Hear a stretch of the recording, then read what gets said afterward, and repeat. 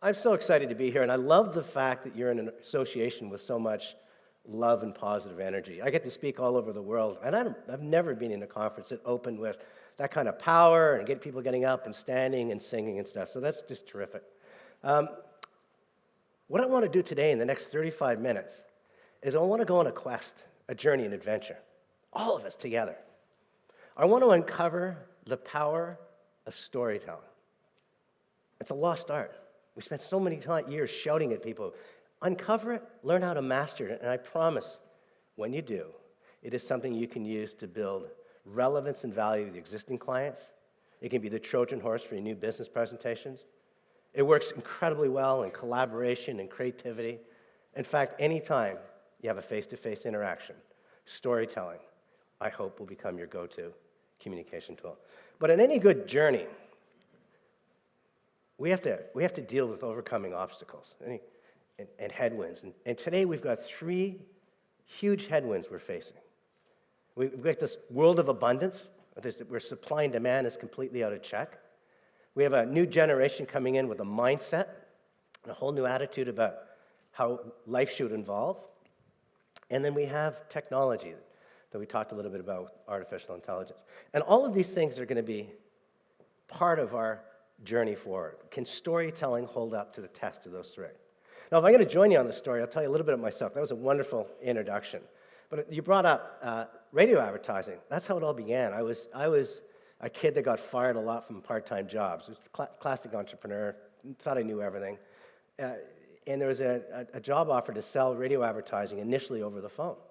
And then I very quickly got onto the street, and I loved it. It was the first time I had a briefcase, with initials on it, and driving up and down. I remember one day I was in the West Island of Montreal, driving up, and I saw this coming soon sign. What an opportunity. Pull in, I walk in, and it was for a restaurant. They're going to open a rib joint. And if anybody's ever been in the restaurant business, the week before it's opening, it doesn't look like you have any hope of this thing's ever going to be ready. Construction and people moving in ovens, a whole gangbusters stuff. I finally got hold of the owner, got all excited about my radio, and they said, not now. I was kind of walking out dejected. They said, hey, kid, we're about to bring a test plate of ribs out of the oven. You want to try them? I happened to show up the next day at the exact same time and the day after, and I got to eat some of those delicious ribs and chicken and biscuits and gravy. And finally, I convinced them to buy advertising. And I knew this meant a lot to them because they had every dollar of their life savings was on the line. They had this rib recipe that they swore by. Tasted great in the barbecue in the backyard, but they were going to put everything into it. Got them to buy some advertising, put on an ad, put it on the right time, did everything I could to make it work. I show up opening night. Nobody's there. Just some friends and family. You see the fear in their eyes. They were all in. They had all the chips on the table. Then a couple people came in, a couple other people came in, and before you know it, the place was slammed. I started busking tables and doing everything I can. And I managed to talk to a few people. And I said, how did you hear about it? And some of them said, I heard it on the radio. I was hooked. I realized that my calling in life was to put buyers and sellers together, whether it was ideas or content. And that's what I've spent 30 years doing. But there's one word that's followed with me since the days of radio, through my 2 ad agencies, my research firms, speaking all the world. In fact, it's a word that connects everybody in this audience. The most important word in our vocabulary is attention. Attention is the oxygen of all human endeavor. Attention brings you opportunity. If an actor has your attention, they can make you laugh or cry. A teacher can teach, a coach can motivate. And in your world, if you have the attention of the people that matter most, you can shape how they think, feel, and behave. The problem, though, is getting increasingly difficult to get anybody's attention. This world of abundance, where there's just too many and too much, chasing a finite amount of time. We're asking our customers and our consumers and our employees to drink from a fire hose. And so much of the money we spend in marketing and sales and PowerPoints and booths and banners just gets spilled on the floor because we just can't digest it all. The second thing that we have to deal with in the attention world is the millennial. Now, the millennial has seized power. In fact, last year in many countries, it surpassed the boomer in both size and spending power. But what makes this generation different than anything else is their understanding of the power of digital. See, this generation has a magic wand in their hand called a smartphone. And this thing they believe is so powerful and it's so intoxicating, some spend 1 day out of 7 on it. But you can say, how's that possible? How could you spend 1 day out of 7 on an electric device? For good reason. One, they can connect with like-minded friends. I grew up, I hung around with the people who were on my block, a couple of blocks. And we just kind of talked about things that we all sort of liked. It was pretty basic. Now with the internet, you can get an inch wide and a mile deep. You can get as passionate as you want by finding like-minded people. Second thing about the millennials is they believe that they're in control of knowledge, that they can bring in the knowledge they want. I was working with a pharmaceutical company in the States, OBs, going in to see them. They're saying, yeah, people would come in with a magazine ad that they've ripped out saying, this is what you need me to prescribe. Right? So they really do believe they have the ability to take any content they want and immediately have it. They shop on it, they stream on it, they game on it. But the first time ever, we've allowed the human being to publish. Some people call it fake news, but we've given everybody in the world a soapbox. And they're rallying together on this soapbox. They're deciding who's in and who's out. And I bet you that when you're looking at restaurants and hotels now, you're looking at what the people in your social network are telling you about where to stay versus the traditional way that was, 5 years ago? And their online persona is very important to them. It's not just who I am in real life anymore. It's not the clothes that I dress in real life. It's what am I posting every day? And I get this itch in my phone every day. It's like every second. I remember growing up, and a friend of mine had good fortune to go to Florida for Easter, and they sent me a postcard, which I got weeks after they got back. But I always thought about how cool it would be to go to Florida. They're getting this every second of the day, something to do. And because of it, they've got this sense of seizing life. People call it nomadic. People call it they're restless. The reality is they're liking experiences over stuff. They post their life at the speed of life. The things that matter to us growing up don't matter as much to them, becoming very minimalist. They want to put their money in adventures that they can post and talk about to their other friends to say, what an interesting life. They prefer doing business with companies that have both profit and purpose. They do things like raise money for a basement. This is something that's very important to them. And they obviously like locally grown and locally owned. And all of this is very important because as we're doing business and relocating this generation, we have to understand how they think and feel and behave. The other thing that we have to be aware of is this generation is in fact influencing everybody from their great-grandparents right down to their younger siblings. They're the quarterback that's changing human behavior, consumer behavior. But it's not all skip in a park with millennials. A lot of them feel like they're standing on shifting sand. We've broken a lot of promises. They're not at all happy with the planet that they're inheriting. They're at an incredibly impressionable age in the Great Recession in 2008, when many of their parents had the rug pulled out from underneath them and had never really recovered. They followed the path that we said was a perfectly paved speedway, which is to get a university education. And yet a lot of them now are working in this, what they call, in glamour world, the gig economy. But I don't know that many human beings that like to be insecure and uncertain about where they're going in life. So we've broken this trust bond with them, and we're seeing this time and time again. And this is very important as you start thinking about this audience. First thing they don't trust is they don't really trust institutions because they didn't take care of their dad or their mom or their uncle or themselves. They're not really trusting the government to make things happen. The interesting thing about millennials is they're trusting strangers. Strangers within their social network. They sleep in strangers' beds. They drive in strangers' cars. They hook up with strangers online. They post the most intimate things to strangers. Dear mother-in-law, you've treated me mean for 30 years. Talk down to me. Now I get to pick your nursing home. And they'll put that up. So we're dealing with too much and too many. We're dealing with a millennial that really believes that they're in power. And the third thing we're dealing with is the disruption of technology. There's no possible way we can digest the amount of technology that's hitting us. And we haven't even begun to see what the impact of AI will be on our business of doing business. So all of these factors have come to roost, played at the same time. This convergence of forces are hitting our marketplace as we speak. And what I see all over the world is that we've lost the middle ground. The middle market no longer exists. You're either making things happening or you're watching, wondering what happened. The days of having status quo, hanging in there for the next year because it'll be a better year, in most cases, and I'd argue in almost all cases are gone. The people that are wondering what happened are finding that they're spending more and more of their time dealing on cost and pricing. Pricing is becoming the tiebreaker. I've yet to be with any organization in the world, and I've worked with the growth strategies with Walmart and Pepsi, that you can price your way to prosperity. It's a great tactic at times, but if you're constantly looking at price as your way of moving your supply chain, there's a problem. But yet there's another group of companies, and they're not all the new Facebooks of the world. Some of the most legacy companies are finding a way to stand out, to grow in this marketplace, to succeed, to take profitable market share, to differentiate themselves. And they're doing it through emotion. Now, it sounds so soft.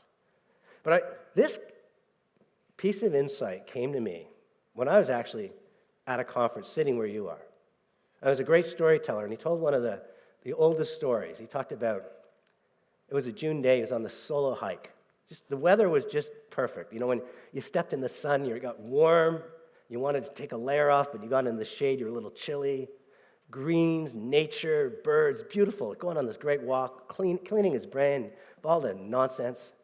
And he turns the corner on the way out, and he stumbles upon a rock quarry. And the juxtaposition between utopia and dystopia. It looked like ants all over the mountain, carving out half the mountain, the dust, the acid, everything. But he has to go through, and he's walking through on his way out, and just to kind of just acknowledge he's there. What are you doing for a living? I'm cutting block. Same question, same answer. Goes up to the third person. Animated, energetic. You can see the shining eyes. What are you doing? She goes, I'm part of a team building a great cathedral. And I realized there that at Epiphany that I'd spent half of my career trying to sell my clients benefits and stories. And none of it mattered unless it mattered to the consumer. What made her different than anybody else is somebody had taken the time and explained what this cathedral would mean. Maybe who was going to carve the doors, what the stained glass windows are going to be like, what it meant for the community. In fact, this cathedral might not be built until her great-grandchildren had been around, but it didn't matter. She had a seat at the table. She was part of something bigger. She was part of a greater story.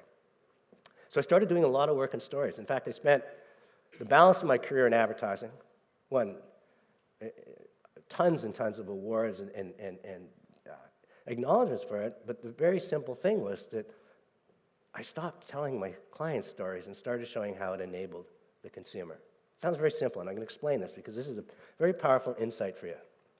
See, stories have an ability to draw people in. They fire emotion.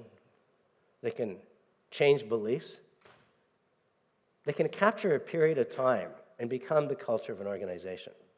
October 14th, 1948, 3 years after World War II, we had yet to fly at the speed of sound.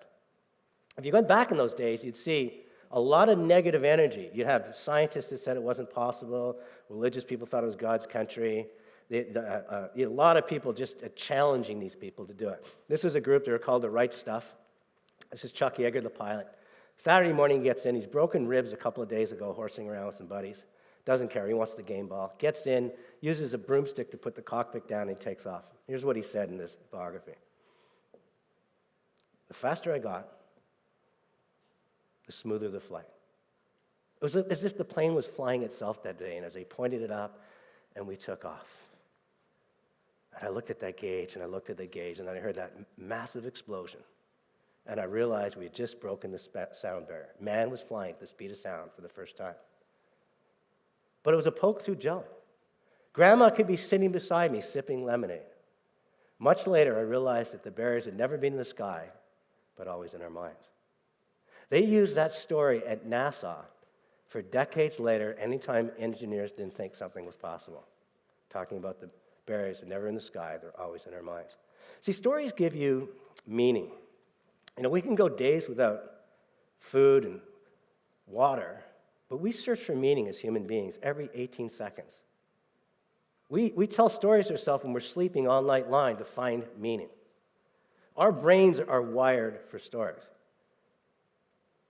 I'll give you an example. If I was showing up for my morning coffee with you, and we sat down, and how's it going? Yeah, I had dinner last night. Your brain would decipher that I ate. But if I came into that coffee shop, do you remember that French little French restaurant where I was at last year, you know, with that frosty glass. Going home, I devil angel, I said, I gotta eat. Walk in, one seat left at the table. I slide my way in. Before I even know it, there's this cold, frosted glass beer. Delicious. What am I gonna eat? Starving. Waiter comes up. Have you ever had beef bourguignon? I said, a long time ago. Trust me. Thing comes in a slab of beautiful crusty bread. Gravy just swimming off it, those little mushrooms, just done perfectly. Those French onions, they're tender, but they still had their sweetness, and the beef, it just melted in your mouth. When I tell you a story like that, I change the chemistry in your brain. You travel with me to the bar. Some of you might have gotten hungry. You're imagining it in context of other experiences you've had. Our brains are mirrored together. In fact, I fired your motor cortex. You actually traveled with me to that bar. So the people that know how to tell stories have an advantage over anybody else, but because they can take the client or customer or employee or spouse away from the present and take them somewhere else. So do brands tell stories well? Some do. The ones that are smart realize that it's not about them. This is so important for you to realize this. I know how great your literature looks, and I know when you have an advantage, you're globally and all the things that you have. Great storytellers, it's not about you, it's about me. The only time you matter to me, the only time I actually care about you, if you're helping to get me where I need to go. Everything else, you're just noise. And now with this world of abundance and my ability to filter you out, because I'm not tethered to a TV set, I don't pay attention. So you look at the great storytellers. When Steve Jobs came along and decided he was going to put the iPod out, he had some stiff competition. Sony owned portable music. Remember we used to jog with a CD player? It's promised never to skip. And then they started doing things like actually putting the bass boosters and equalizers. You're just running along for your morning jog and you just want to get the sound right. Just ridiculous amount of stuff that engineers would put on it. And one day Jobs just said, people hate technology. Drew a rectangle and a circle and said, my kid can drive me that, make me that. And when he came out, he told the simplest story ever. It wasn't about the technology. It was about putting 10,000 songs in your pocket, 10,000 songs in your pocket. What's on your playlist? And when he brought out the phone, it was about what apps are you using to enable your life. And Mac was about plugging and play so you could use it and have fun immediately. People say that's Apple. Anybody can tell stories. Dyson vacuum cleaners. Can you imagine wanting to raise money to get in the vacuum cleaner business? It's owned by Hoover and Electrolux. It's a business that's so lucrative, they almost want to give you the vacuum cleaner because you'll buy their bags forever. But he realized that it wasn't about him, it was about the consumer. He spent some time watching the consumer vacuum. Do you ever vacuum? Does this remind you? You want, and you get something? You smile? Yeah, wow, I wonder what that was. And he realized that it wasn't about the chore, it was about, did I deliver? Did I realize? Did I clean the floor? Do I have purpose to my work? So he created clear canisters. It's worth almost $10 billion because people wanted to see the dirt. Uber, whether people are angry or not with them, they just looked at how inefficient it was to say, who's going to go out and wait in the pouring rain to try to flag down a cab? Who's got money? Do you really want to give a credit card to this person versus doing everything off the power of the phone? GoPro. Imagine being in the camera business. Anybody remember Polaroid and Kodak? They owned it. Bankrupt. They got slammed when the digital guys came along, Canon and Pentax and Nikon. When was the last time you bought one of those? Done. Because Apple and Samsung put great cameras in your phone. This guy comes along and says, well, maybe we should stop thinking about us being in a camera. And in context, why does that matter to the consumer? And what he realized was the consumer wasn't about taking pictures, it was about posting their life at the speed of life.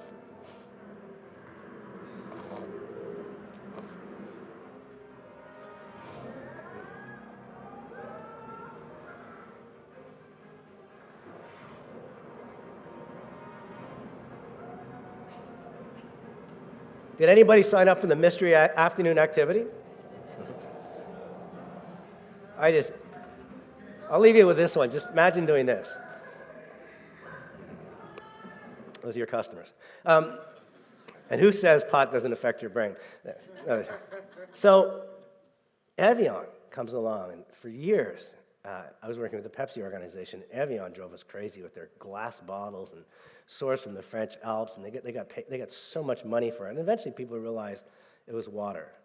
So let's see what happens when Evian changes the conversation from talking about them to what water does for you.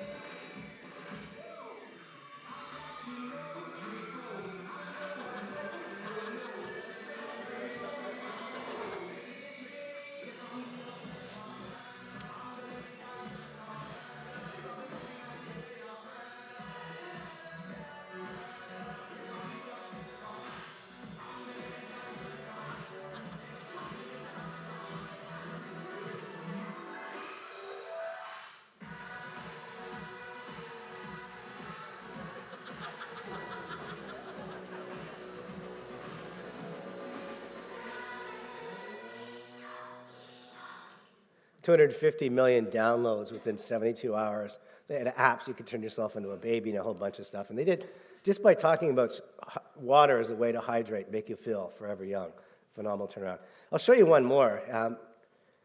Because I picked this one out because of the travel business, which is kind of related. And travel, imagine being in a consumer travel business and overnight, Airbnb shows up and the internet shows up. How can you ever get people paying attention?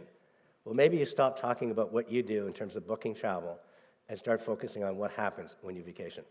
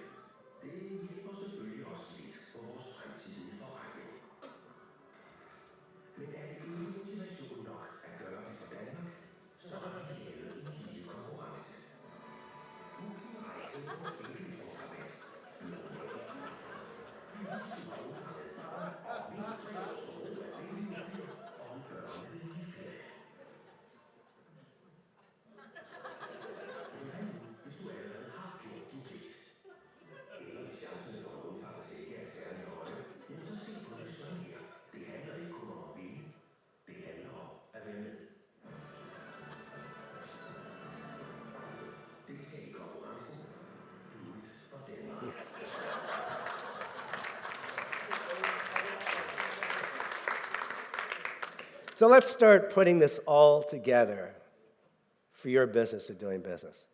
First thing I want you to realize is that when you're talking about stories that resonate, when you talk about trying to matter to me or to matter to somebody that you're talking about, I don't know how many of you studied Maslow's hierarchy of needs, but he just nailed it in the most simple of premiums. I care about people who are going to help me with my safety, my security, my certainty. I'll bend in and talk to you about that if you can help me with that. People that can help me with love and belonging, not just romantic love. Am I moving to a place in the world where I belong? Will my kids love it? Will my family love it? Will I love it? Purpose. We spend all our day now punching and things go off into the cloud. I envy the days where a horse would come limping in, and if I was a blacksmith, and reshoe it and have the horse walk away, and that night say, I did something purposeful. So how can you help me feel purposeful, and how can you help me get to where I want to go? Those things are very important as you start thinking of your business of doing business, the emotional side. But the other thing you need to know is that how do I put together a story? And this is where it becomes so simple. In fact, if you walk away today with nothing more than thinking about the 4 emotional things that matter to me and these 4 things, I promise you you'll have a transformative business. And here's how you put stories together. Great storytellers almost always follow the same path. They have a hero, And something happens to that hero that forces them to go on a quest. So Gandalf knocks at Frodo's door. Cinderella, every story you read, the protagonist has to go on a quest. That's the story. Something's caused it. Something's disrupted. Something's changed. Along the way, they meet an enabler or enablers who help them to get to where they want to go. Did anybody see the movie Jaws? I picked this because it's one of the most popular movies of all time. Jaws, the hero, Sheriff Brody. This guy was a big city cop, couldn't take it anymore, wanted to raise his family in the smallest, simplest fishing village, get a good suntan, and give it a few parking tickets. Suddenly, conflict happens. One of his tourists gets eaten by a shark. He has to go on a quest. He's the one that has to sign up to do it. He meets the enabler, Hooper, the meteorologist, Quint, and they come out with a happy ending. Every story, without exception, follows the arcway of there's a hero, normality gets changed, they go on a quest, they're helped along the way, and more often than not, we love stories with a happy ending. And in fact, you think that storytelling is complicated. I will tell you how you can tell a story in 30 seconds using those four components. This is a story about a puppy.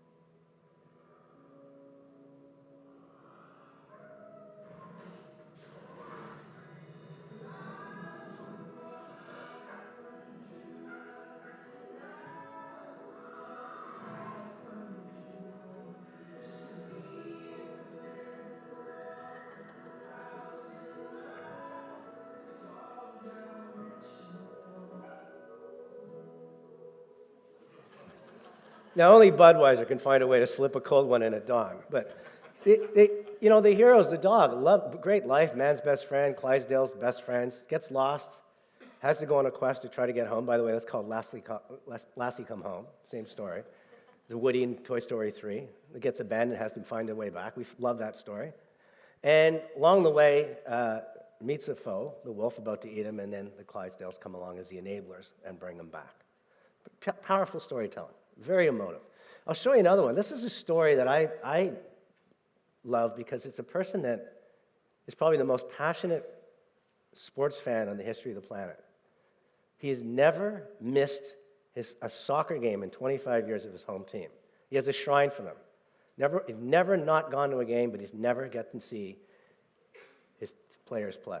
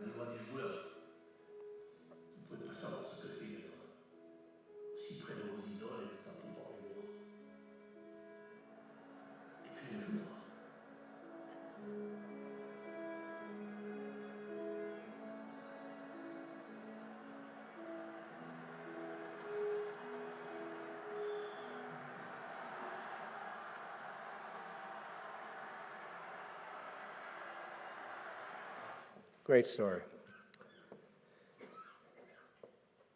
So does storytelling work for your industry? Can storytelling be that Trojan horse, that platform that gets you to speak less about what you do, what, how, where, and why it really matters to the people that matter most to you? Can storytelling be a way to move from selling value instead of price, solutions instead of stuff, applications versus simply technology. Well, I think, and I was with Stephen's group last time, there's very few examples. My book's coming out in this fall. There's very few examples I've seen anywhere in the world that has more opportunity with storytelling than your industry. That can get the attention of an audience. That can change the game from being part of this, wondering what's happening in my business, to making it happen. Because the interesting thing is that you touch upon every one of these. You know, safety and security, that's Federal Express, positively get there overnight. Love and belonging is Harley Davidson, and the freedom of expression. Purpose would be Apple, potentially. Accenture could be self-actualization. You touch all four of these. There's not a client, whether it's a corporation or an individual, that you don't impact with all these four. And the next thing is, you have a natural quest. Something's already created a niche. A corporation decides they want to bring in talent from around the world. A talented person wants to go out. The quest is already made. There's no fabrication about it. But I can tell you, your heroes, great guys, great organization, but they're not your heroes. Steve's not the hero. People who work in your organization is not the hero. I don't care if you got accreditation. You're not the hero in this story. You could be globally, and it still doesn't matter to me. The heroes in your stories are the corporations and the talent that's being on the move. And the journey. And in that journey, it is no skip in the park. It's ripping kids out of school. It's wondering if we're going to fit in, if I made the right choice, if I made the right decision, am I near the right place? Should I rent versus buy? Should I try to game the system or go to the people that are real experts in it? You are the enablers. The greatest characters in every story, Yoda, fairy godmother, right? What's his name? Hamish in the Hunger Games. The people that help people get to where they want to go. And there's a lot of good stuff you do. I know you put the round peg in the round hole and the square peg in the square hole. And I know you get things organized, and I like all that stuff. And I know you can kind of help me come to terms with the local nuances in the language. But as a potential client, I'd say, you and probably many others. But how many focus on the emotional side? How many people focus on your 5-year-old? And is she going to skip to school? Your teenager that's leaving their first boyfriend. Someone that's looking to go into university. The spouse that's not working and has the same chance at purpose as the others. These are the heroes. The organizations in this world of going faster, better, and cheaper realize that talent is the only tiebreaker. Not price, but talent. And they want to do business with organizations that truly personalize these needs. Because safety to you is different than safety to you and safety to you. Somebody with young kids is very different than somebody older kids, somebody that I might be leaving my elderly parents. Love and belonging and how I fit in and connect, and is this place going to be a great place for us?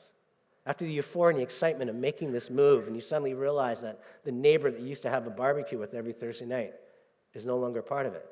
How do you help through that emotion? The sense of purpose and what else you can be doing when you go to that country. What kind of experiences are you after that you can only get when you go to that environment? And ultimately, the ladder you climb. There's no better industry than you to talk about emotional needs or to put together a story that begins with heroes, corporation and the individual, trying to bring them together on a quest that needs incredible expertise, a lot of coordination to get to that happy ending. Speaking ending, we're coming near the ending of this quest. Before I do, I want one more story to tell you. This individual, you'd recognize him, is a young backbencher named Winston Churchill. And at the time, he was out of favor by both political parties because he didn't really do that great in World War I in the Navy. And two, he's had the audacity to write for money and sell to American magazines, which is you just didn't do in the House of Lords. But he also had incredible vision. He knew how to feel his audience. He knew how to connect through stories. One day, Just looking at this prime minister who's ignoring Russian communism and Hitler and Nazism and fascism in Italy and Japan's thirst for new resources, America becoming a new superpower. And this prime minister is doing nothing. So one day, Churchill stands and he waits the entire audience is looking at him. And he says, history will prove this honorable prime minister is wrong in these matters, for I and the people of England know so, because together we will write our history. 4 years ago, he's considered the greatest Briton of all time. So what do we do in our quest today? We started off hitting some tough headwinds, and they're not going away. We are dealing with the world of abundance. Too many and too much, chasing a finite amount of time, a lot is getting spilled on the floor. The only stuff I'm going to drink is things that matter to me, to get me to where I want to go. We're dealing with the millennial that believes that knowledge is within arm's reach of desire. That you can't trade the knowledge you used to have. The currency that you used to have was knowledge. They feel they can match. They can game the system. And you're dealing with technologies coming fast and furious. And we talk about there really is no middle ground. I might be wrong. Maybe you're going to be immune from it, but industry after industry, sector after sector, country after country, you're either making things happen or wondering what happened. The key, which we started off today, was attention. It is the oxygen. It brings opportunity. In your world, when you have someone's attention, you shape how they think, feel, and behave. But to get attention, it's not about you. Pounding on your chest, telling me all the stuff you do, the features, how many locations, how many trucks. It's like stick a fork in my eye. I don't care. I don't care about folders and organization. I only care about why does it matter to me. That's the difference between someone selling and someone story selling. Why does it matter to you? It matters to you because I've spent time getting to know you, whether you're a corporation or a consumer, and I understand how you prioritize and value these basic human needs. I spend time understanding the quest you're going through. I see that quest through the eyes of the 5-year-old, the aging parent, the teenager. I see the quest through the spouse that can't work and the spouse that's going to work. And then I have a role to talk about. Then I can reach down with my hand, not before. Then I know why I matter. I matter because I'm not telling my story. I matter because I'm becoming part of your story. And I know that is true because those that tell the stories rule the world. Thank you.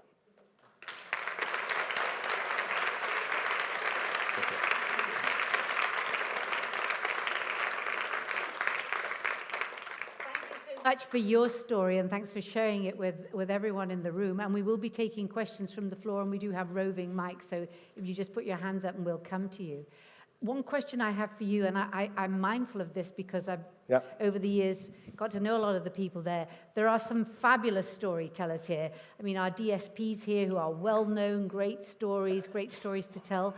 But a lot of them will tell you that price, unfortunately, is the key issue. Would you agree, DSPs, that however wonderful your story, however wonderful your personal touch, however great your emotional intelligence, they are nickel and diming you? What do you do when, unfortunately, that is seems to be on occasion the only story in town? How much does it cost? It's a reality of our world that we're in a race to zero without an airbag. Everybody's trying to cut costs. The only way you're going to trump it is if you have people realize what is of more value to them. Is it getting someone from destination to A to B at the lowest possible price, or getting that group so that they're ready to come to work, excited, motivated? If you're going to spend all that money bringing talent around the world, you want them to hit the ground running. You want their family to be settled so that you're going to keep them. They're not going to leave you after a year. These are the things that we got to get the conversation to. We'll get back and say, yes, I'm going to be competitive. But before we get to that, let's really focus on the emotional side of the business. Because what I pride myself is to have, when I bring people in across the world, I want them to fall in love with Canada. I want them to fall in love with Belgium. I want their families to fall in love. I want them to feel like they're skipping. I want to talk about that the people imagine a better life, that they're not going to go into a wall. So if you can't get the conversation away from, yeah, but you're 32 cents more, I would bet that company alone won't be in the business of moving talent much longer because they're so focused on what is not important. What's important is great talent, motivated, inspired, excited, educated, ready to hit the ground running, talking about the experience of their friends. You know, if you bring somebody of influence, the chances are they touch 50,000 people within their social media. So even that alone, you're going to have an opportunity of bringing somebody across the world that's going to talk about how Unilever did it in a way, and 50,000 people are going to think of your brand differently. That's where you have to start. You have to focus on it. And it's tough. There's no magic wand. I'm not saying tomorrow you can just tell a story. What I will tell you, though, if you can get the conversation shifted to the emotional side, the individuals, the company, what are you really after? Why are you bringing in this person? What are they going to do for you? Well, they're going to run my entire organization. How many hours a day? How many hours a week? It's probably going to be 60, 65 hours for the first couple months. Well, one of the things I really want to talk about is what's the family? That's a vacuum we've created. How are we going to fill it for the family so they're not frustrated with the fact of that dichotomy? I don't know if you talk conversations like that, but that's how I built my business at ad agency. I never showed a reel in my life. I talked about their business of doing business, what mattered, how do their consumers think, feel, and behave, and there's the connection points. And I promise you, if you take the time to get them talking on that level, if you have that emotional connection, if you talk about the story they're going to do, give me a sense of what they're going to do. And well, they're just going to be a VP. What does a VP in your organization do? Why did you bring somebody all over the world to be a VP candidate? No, this is a very special individual. This person has an incredible leadership. What about their children? Yeah, I bet you, is she a coach in the weekends? Like, start getting the person to realize that you're bringing a human being around the world, not a commodity. You're not shipping a pallet of wheat or barley. You're bringing human and a family. And I think that the people that will stand out and say, I might not be the cheapest, but when it comes down to what matters most, how motivated, how excited, retention level, family, positive social media impressions, that's why you want to do business with me. Questions from the floor. Thanks, Tony, for that. I'm the only guy between the bar, right? Yeah. First of all, I get upstaged by song and an incredible host. Oh, And then a mystery destination prize. So is there any... I'll give you a couple quick examples, just to get your... So it's tough when you're... I was talking to entrepreneurs, packed house, person got up, tallest guy I've ever seen. Gets up and says, I loved your presentation. That's always a nice way to start a question to me. Is, I love your presentation. But he goes, you can't help me. I don't think I'm going to make payroll by the end of the year. I said, what's going on? I said, well, my grandfather started this custom front door business. My dad was smart enough, scaled it. We started building relationships with contractors, a little plant. But the last 5 years, we can't sell a door. We can't make a door for what they're selling them, the foreign imports. We can't compete. I said, are the same doors? The body language changed. No, ours solid oak, hand-mounted hinges. Best fixtures. I said, stop selling doors. The audience was like, we paid this guy to... So you're not in the door business. To a boomer every night that looks at the news and the crime, you're the drawbridge to the home. Nobody breaks through that door. To somebody that just bought their first starter home and can't afford to renovate it, you're the first impression. Pork and beans in the States. I love what you said. We're in the pork and bean business, and Walmart wants me to sell. We're market leader, and Walmart wants me to sell beans at loss.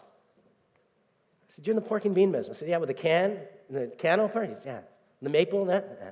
So what a stupid business. He looked at me and said, you're in the affordable protein business. Millennials are dying to get 30 hours out of a 24-hour day. But I bet you there's not one millennial on this planet walking around with a can of beans and a can opener in their knapsack.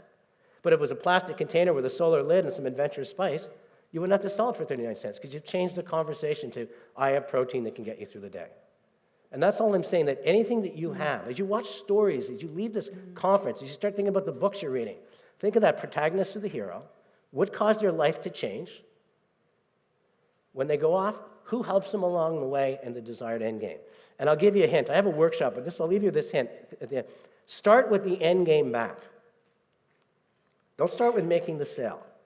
Start with the end game back. Talk to me about, if you're dealing with a client or a company, what is the end game? What is the desired future state? How does it look? How can you explain it? How can you describe it? How can you make that your beef bourguignon story? This is the stuff I want to tell you a story about something, why I'm in this business. I'm in this business because somebody that was having trouble in high school when they left England and moved to Canada just graduated top of their class. That's the stuff that matters to me. Families moving to different countries and succeeding. Right? The desired end game, and work it back and then show how you organize the folders and provide the data and the information. I'm not going to stand here any longer keeping you from that wine and it's tour. Time anyway. Is there any other questions? Questions? If not, it's Did dead this on make time. sense? All right. Thank you so much for your Thank you, Tony. attention.